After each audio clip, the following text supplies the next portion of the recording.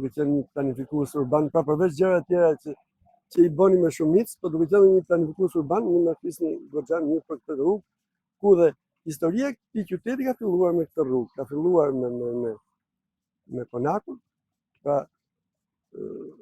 ku është ngritur dhe flamuri dhe shpalla e pavarësisë. Madje edhe unë në një foto të vjetër që kam parë që edhe shpallja e Hyrjetit, pra e Xhontujve, është bërë po këtu. Në këtë zonë, Konaku vazhdoi, ishte një godinë e perandorisë turke, pastaj po këtu ngrit flamuri. Pra ishte një godinë ku, për të thënë që kishte marrë qytetin, duhet ngrirë flamurin aty, sepse janë ngritur shumë flamur. Derisa u bombardua në fund luftës parë botërore dhe humbi funksionin Konaku. Por në fakt ishte një përgjithësi për Konakun, për gjithë pamjen dhe sheshin e kësaj. Tani fjala për ju, profesor. Falenderoj. Jemi këtu sepse faktikisht ballinat detare janë një pasaportë shumë e rëndësishme e qyteteve. Gjithmonë kanë qenë një ballinë shumë e rëndësishme. Ne sot shohim për shembull video televizionet të ndryshme, lajme nga lufta në Ukrainë, për shembull na vjen përballë imazhi i Odesës, ku ka bombardime duken ballinën kryesore të qytetit, duken ndërtesa shumë të ndaja. Këto ndërtesa kryesisht filluan të ndërtoheshin nga fillimi i 1800-s, quheshin ndërtesat e Jallis, përshtatur në gjuhën shqipe, ose ndërtesat Jali, dhe sipas Forbes janë ndërtesat më të shtrenjta në botë.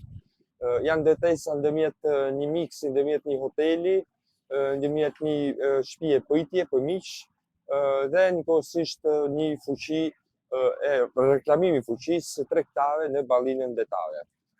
Qyteti Durrësit ishte një periferi e periudhës osmane. Për këtë arsye, ushtria osmane dhe planifikimi urban i periudhës osmane nuk do të synoi ngritjen e ndërtesave madhështore në ballinën e qytetit. Për vetë faktin sepse vazhdimisht ishte në periferi dhe kishte rrezik të ndryshëm të sulmeve, duke kujtuar nga 1600-ta ku anijet veneciane ndonjëherë kalonin dhe bombardonin edhe minaret. Për këtë arsye, gjithë fortifikimi i brendshëm ishte një çështje sigurie. Asnjëri nuk lejohej që të vishte këtu ku jemi sot, 100 vite më parë, ishte kryesisht ndaluar.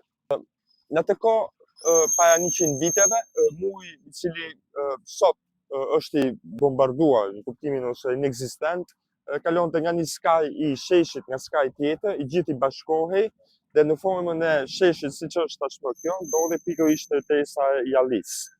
Ndërtesa e Jallis ishte një ndërtesë tregtare, siç tham, e cila i jepej tregtarëve, kushdo që kishte monopolin e tregtisë, për të ndërtuar dhe për të treguar njëkohësisht prestigjin tregtar përballë detit. Normalisht kjo ndërtesë ka kaluar të gjithë të pasurve, të gjithë tregtarëve të Durrësit, nga një gjenerat në gjeneratën tjetër, sipas privilegjeve në shekuj. Të asaj kohe, po, sipas principeve të oligarkisë të asaj kohe, çdo oligark çdo herë arrinte që të merrte posedimin e kësaj ndërtese. Në herën e fundit që do të kujtojmë, do të përshtatet në dobi të Prince Vitit, i cili do të vijë në vitin 1914, duke transformuar edhe në pallatin mbretëror. Pra do të hiqet fjala nofka e pallatit Jallis dhe do të kthehet në një pallat mbretëror. Ky pallat mbretëror ishte shumë i rëndësishëm për vetë faktin sepse nga një krah ta pasqyrohej detit, fuqinë tregtare, dhe nga krahu tjetër ishte pasaporta e parë e takimeve të mbretit me të gjithë diplomatët të cilët sapo vinin në qytet.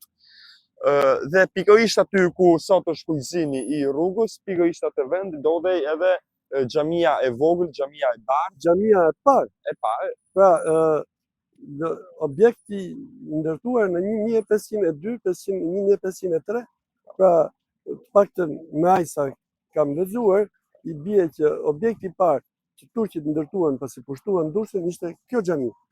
Jo xhamia që sot quhet Fati, por ajo është ndërtuar më vonë, kas xhamia e bardhë. Po flasim për xhaminë e bardhë. Këto janë gjithmonë janë xhamia e bardhë dhe hamami. Po. Është vërtet, është një histori e cila vazhdimisht kërkon zbulim.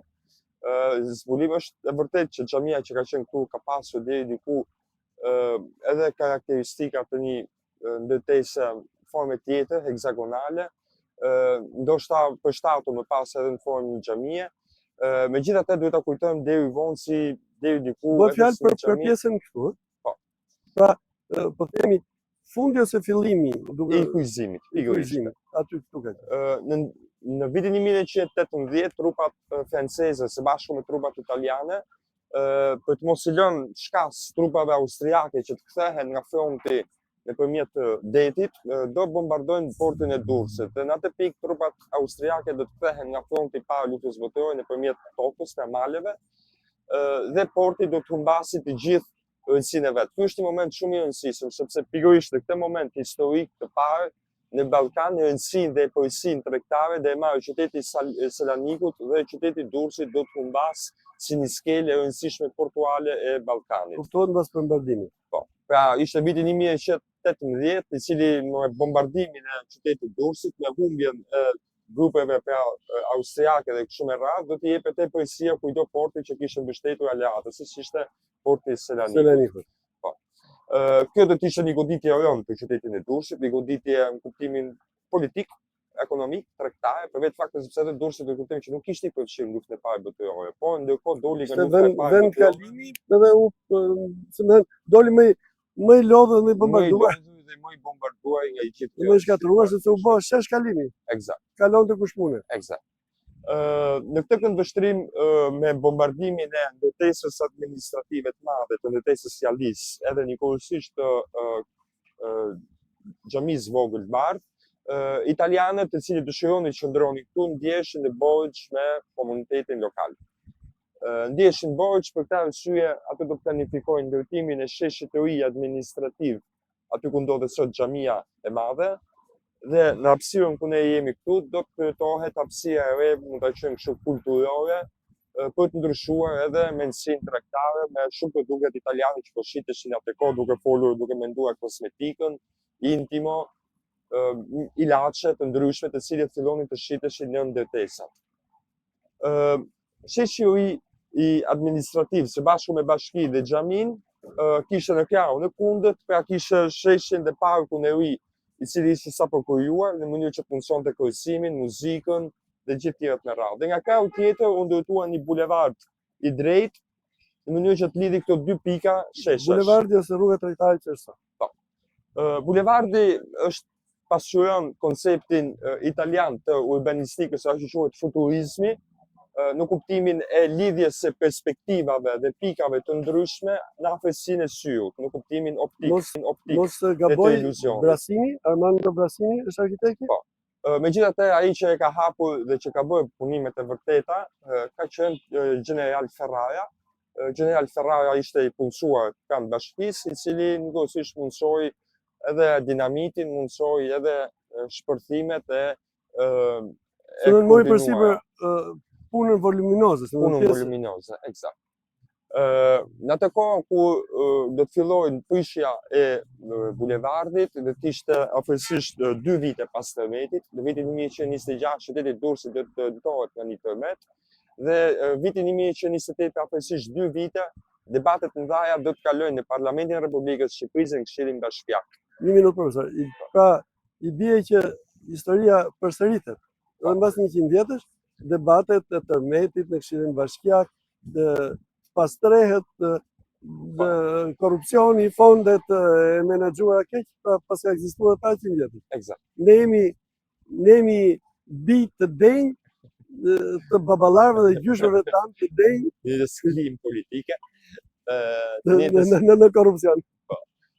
Në atë kohë kur fillua shembjet, do dokumentohet shembjet të 2 vite më vonë pas dëmtimit të tërmetit, dhe do të fillojë shembje me dinamik, të bëhet koordinuar, qoftë njëkohësisht për pallatin e Jallis, i cili tashmë ishte bombarduar rëndshëm, kishte humbur çatin, kishte humbur dritaret nga viti 1918.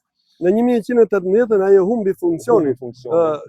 Ekzistonte si godin, por nuk funksiononte më, po themi, si godinë administratës. Njëjta gjë ishte dëmtuar edhe xhamia e Bar, xhamia e Sultanit Bayazit, ndryshe si quhej, dhe ishte dëmtuar në strukturën e vet. Do të fotografohen nga arkeologu francez Leon Rey. Në atë kohë Republika e Shqipërisë do të kontraktojë arkeologun francez në mënyrë që të vinë në Durrës dhe të justifikojë deri diku shembjen arbitrare të qytetit Durrësit. Arkeologu do marrë një guxim çik deri diku infantil, duke bërë ca matje të tija, edhe duke thënë që i bërëm tash matjet, mund t'i shkatroni dhe mund t'i prishni.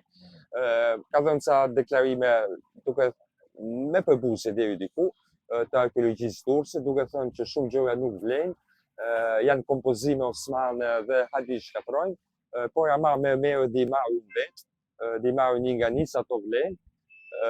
Pra, një lloj në krahasim me arkeologët italian, ky ishte tjetër gjë, pra ishte nuk ka vepruar si duhet, nuk ka vepruar si arkeolog, ka vepruar si vjedhës, si hedut. Ka vepruar si një person i cili ka firmosur që arkeologjia e Durrësit të çmontohet. Ajo që si interesonte të prishej, dhe ajo që interesonte ta merrte ai. Të merrte ai vetë, eksakt. Italia ka bërë të njëjtën politikë. Jo sakta. Jo sakta, pikërisht. Jo sakta. Italia diçka gjithmonë më tepër më të koordinuar në mënyrë më të matur. Pikërisht sepse Italia jepte një rëndësi arkitektonike zëvendësimit, pra Italia nuk kishte shembjen pa zëvendësimin e ri arkitektonik urbanistik të asaj kohe, e cila po kalonte në Itali, dhe për këtë arsye italianët do të vendosin arkitekturën e re, quhet arkitektura njëkohësisht racionale dhe liberty style. Racionale dhe liberty style për vetë faktin sepse racionale është simetria, përdorimi i dritareve, i hapësirave, dhe kati përdes i cili është një kat gjithmonë edhe më tepër i lartë se sa ndërtesat e tjera, ose quhet ndryshe piano nobile. Dhe nga kjo tjetër është njëkohësisht edhe balkoni qendror simetrik, një balkon i cili ndonjëherë është më i madh se sa balkonet e tjera. Çdo gjë filloi për herë të parë me Benito Mussolini në 1922, ku për herë të parë Benito Mussolini bëri fjalimin e tij të parë. Dhe nga ai moment të shumtë ishin persona të cilët donin një balkon mësisht më të madh se sa balkonet e tjera në qendër. Ndonjëherë duke krijuar edhe muzikë ndërmjet fasades dhe rrugës. Kjo ishte pak a shumë dinamika italiane, ka të përdes duke shitur kozmetikën, duke shitur shumë produkte të ndryshme, dhe duke ndryshuar njëkohësisht edhe kulturalisht themi kështu produkte të cilat po futeshin në shoqërinë shqiptare. Ky dinamik tregtare, bulevardi do të sjellë rësi të reja për sa i takon ekonomisë në qytet, por njëkohësisht edhe perspektivës së zhvillimit urban. Duhet kujtojmë që rrugët deri diku ishin rrugë gjarpërushe, për çështje të privatësisë familjare, për çështje të privatësisë njerëzve kur dilnin dhe hynin nga dera e shtëpisë tyre, dhe në momentin kur u krijua rruga e drejtë, ishte një diçka e re, pasi banorët mund fillonin dhe të identifikonin njëri tjetrin në distanca shumë të largëta dhe fillonin që të flisin edhe në distanca të largëta. Kjo gjë lejonte një futurizëm të shpejtë, pra mund ta quajmë kështu, të ecjes dhe përshkushmërisë në qytet. Pyetja që kisha unë, kjo rrugë, si më thënë, kuptimin e plot të quajtur të rrugë bulevard të quajmë si duhesh, e mori në 1928, pra konturet po themi, dhe po të shohim shumica ndërtesave kanë ruajtur. Kanë ruajtur stilin, atë stilin pak futurist, pak italian, pak modern, pra të gjitha bashkë i ka ruajtur. Dhe është simbol, për mua është simbol i këtij qyteti. I këtij qyteti sa atë që thash, pra përmendëm xhamin. Pra edhe turqit këtu e nisën, edhe venecianët këtu e nisën, atë që ju thatë. Pra ka qenë për gjithë, po kjo e rregulloi më mirë, e bëri më mirë. Në momentin që do të fillojmë prishjet e bulevardit, do të jetë ndërhyrja më e hershme e krye financierit të Komitetit Musliman të Shqipërisë, zoti Sali Vuçiterni. Zoti Sali Vuçiterni do të vinë në mënyrë imediate këtu për të ndaluar shembjen e bulevardit, pasi vetë punimet e Zogut dhe General Ferraris të asaj kohe vazhdonin të gorrunin gjithmonë më tepër në brendësinë e lagjes së Kalas. Pra vazhdonin të shemnin gjithmonë më tepër për zgjeruar. Të hapeshin. Për të hapur gjithmonë më tepër Kalan dhe për ta bërë një si të re banit. Lidhje është bërë nga Ferrara, nga General Ferrara, pra në atë kohë, sepse kjo nuk ka qenë lidhje, këtu ishte godina. Kujtojmë që këto ndërhyrjesh, hapjesh e bulevardeve kanë qenë ndërhyrje me karakter ushtarak.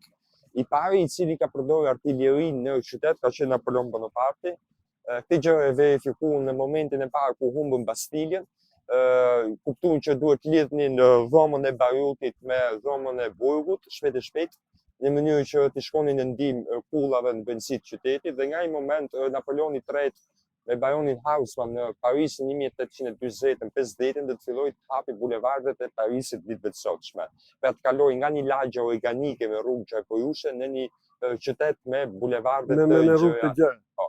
Në periudhën e Italisë, ku Italia do të realizojë bulevardin që ne kemi sot, do të jetë një periudhë më e butë, mund ta quajmë kështu, kolonizatore, ku tentohej të shtoheshin edhe elementet dekorit arkitektonik, vizibiliteti ndërkombëtar mbi arkitekturën dhe të gjithë konkurset e tjera që shkojnë rreth përçarje. Të kuptoj, profesor.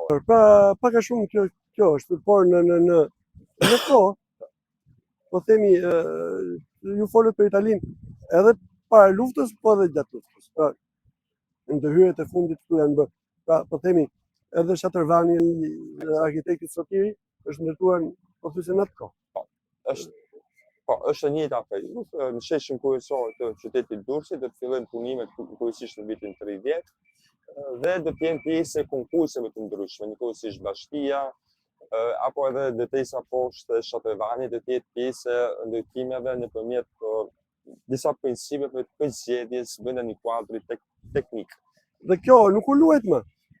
Kjo rrugë, do themi, derivon Shatërvani, sheshi, qendra, qytetit, xhamia e madhe, po themi jo xhamia e vogël, në përjashtim të periudhës kur këtu ndalua feja dhe ajo u kthye në pallat, por ajo është vetëm ndërhyrje, pjesa tjetër ka qenë njësoj. Po, shumë pak ka ndryshuar, megjithatë kohës së fundit ka pronar hotelesh të cilët kanë bërë ndryshimet. Nuk kujtem që është kategoria e dytë e mbrojtur, çka do të thotë fasadat.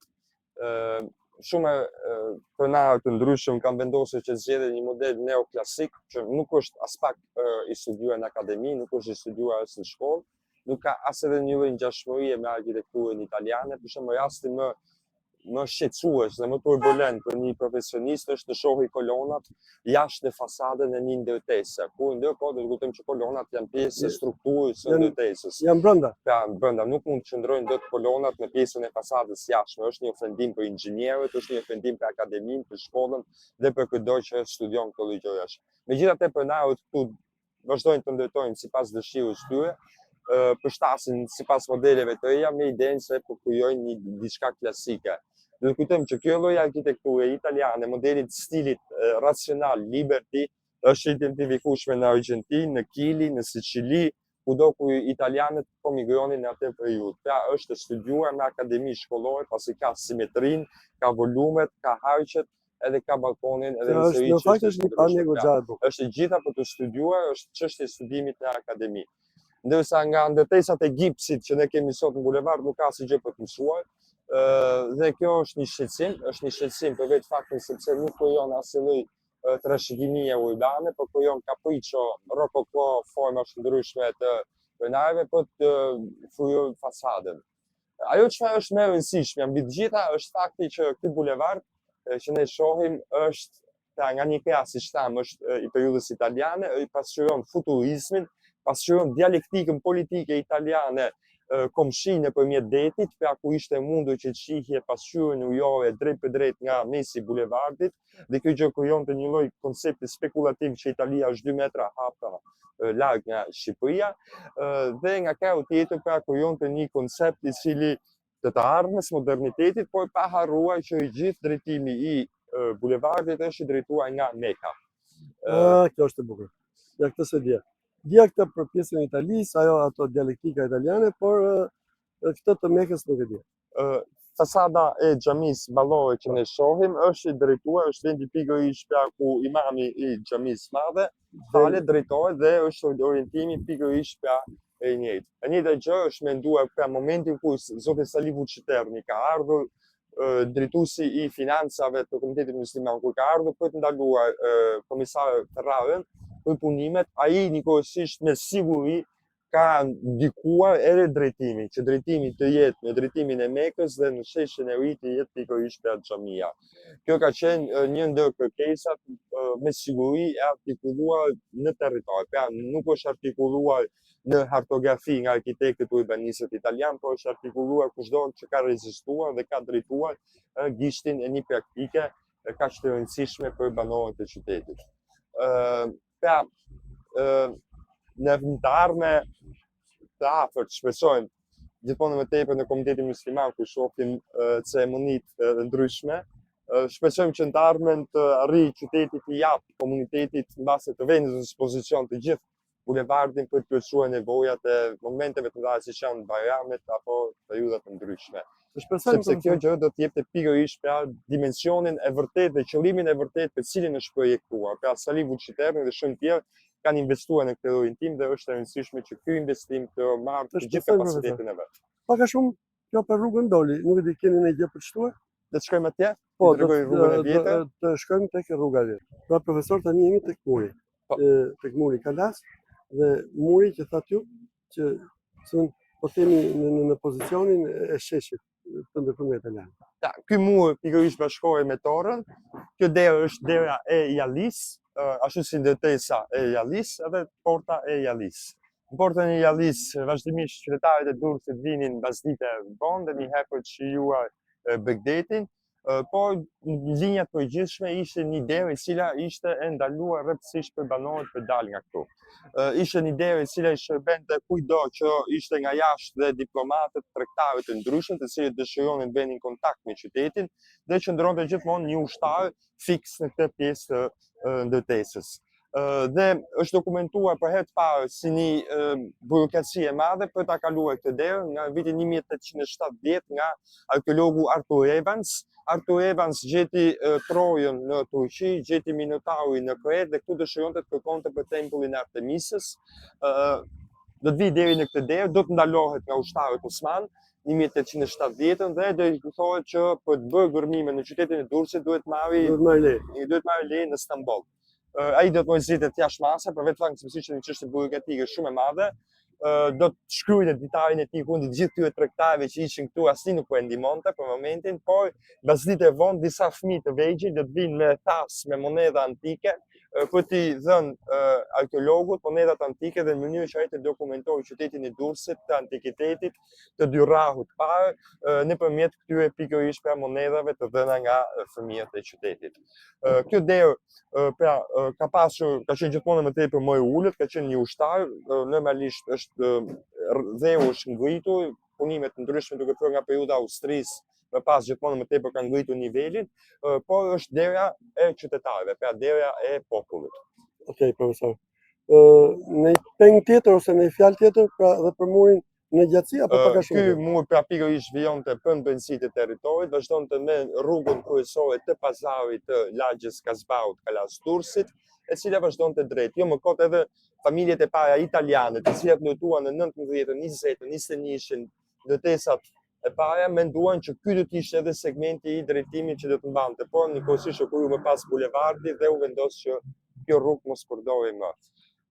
Do të ndodhi edhe një incident i vogël fillim viteve 50-60, një vjedhje e bankës të Durrësit gjatë periudhës komunizmit dhe nga ai moment qytetarët e Durrësit nuk dëshironin më të kalonin në këtë rrugicë për vetë faktin sepse rinia e Durrësit u përndoi që burgos u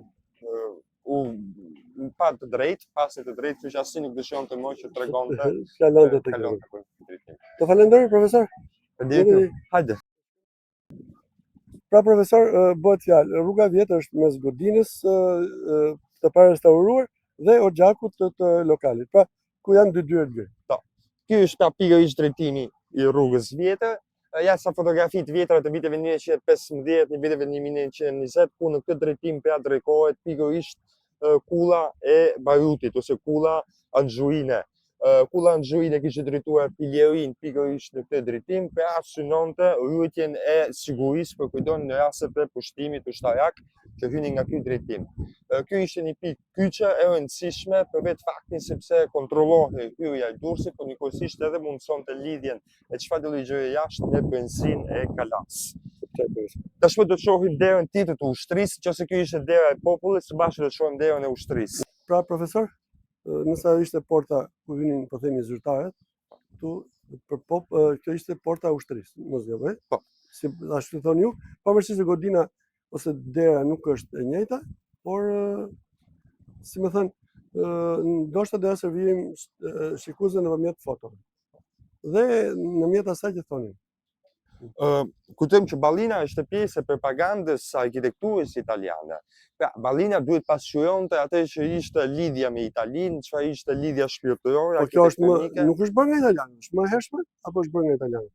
Kjo portë është akoma më e vjetër. Është portë akoma dhe më e vjetër, nuk dim të themi nëse ka lidhje me periudhën bizantine apo jo, por në periudhën osmane është e dokumentuar.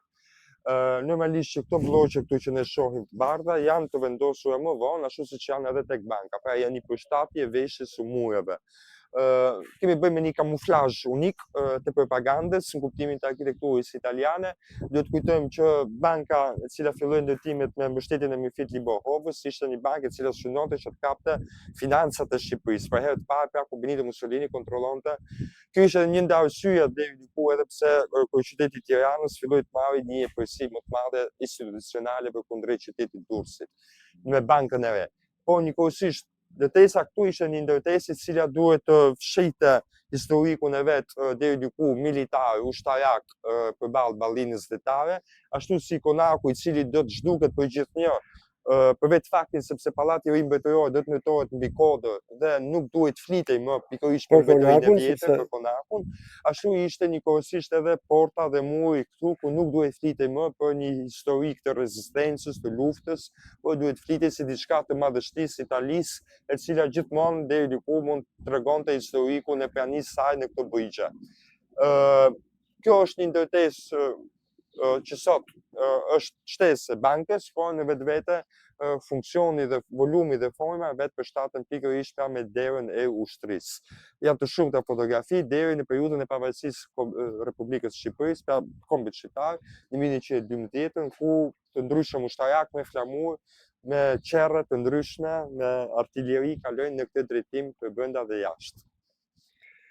Faleminderit profesor. Nuk di keni gjë për të shtuar, por besoj që do jetë dhe për mirë për shikuesit, po edhe për ne, që her pas here bëjmë intervista të tilla me godina të veçanta, në pozicione të veçanta për të treguar historinë e këtij qyteti 13 veçar. Faleminderit profesor.